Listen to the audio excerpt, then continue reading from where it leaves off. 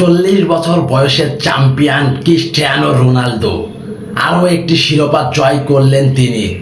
2016 সালের ইউরো চ্যাম্পিয়নের পর এই প্রথম তিনি ইউএফা নেশনস লিগ জয় করলেন এবং ফাইনালে তিনি সর্বপ্রথম গোল পেয়েছেন। লামিনের কোনো পারফর্ম নেই, তাকে অনেক সুযোগ দেওয়া হয়েছে, তারপরেও সে আশানুরূপ পারফর্ম করতে পারেনি। সে কারণে এক্সট্রা টাইমের হাফ টাইমে লামিন ইয়ামালকে তুলে নেওয়া হয়। তার আগে তুলে নেওয়া হয় পেদ্রিকে এবং নিকো উইলিয়ামসকে।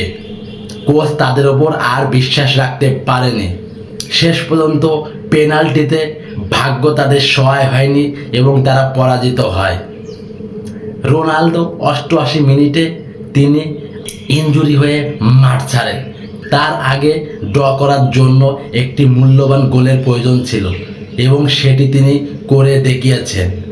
একটি কথা না বললেই নয়, আর্জেন্টিনা সমর্থকদের জন্য সুখবর, আমরা একটু স্বস্তি পেয়েছি।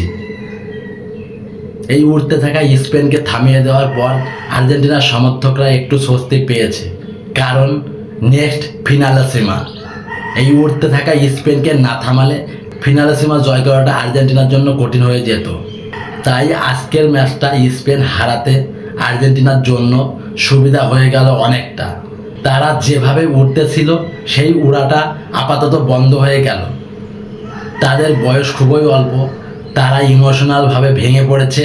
এই ভেঙে পড়া থেকে উঠতে তাদের এখনও আন্তর্জাতিক 2-1টা ম্যাচ টাইম লাগবে।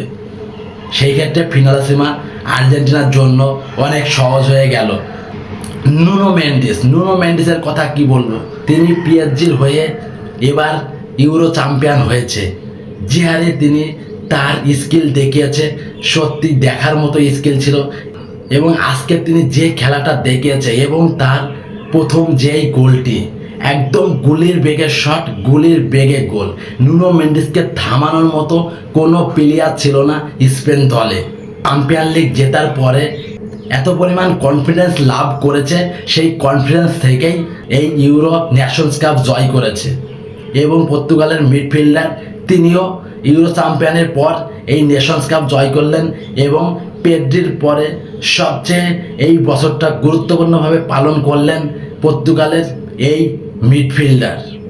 রোনালদোর জন্য শুভকামনা রইল। রোনালদো চাবে যে তিনি একটি বিশ্বকাপ জিততে, সেই বিশ্বকাপ পর্যন্ত রোনালদোর খেলা উপভোগ করতে হবে এবং দেখতে হবে যে রোনালদো এবার বিশ্বকাপ জয় করতে পারে কিনা। রোনালদোর সবচেয়ে বড় চান্স যে 2026 বিশ্বকাপ জয় করা।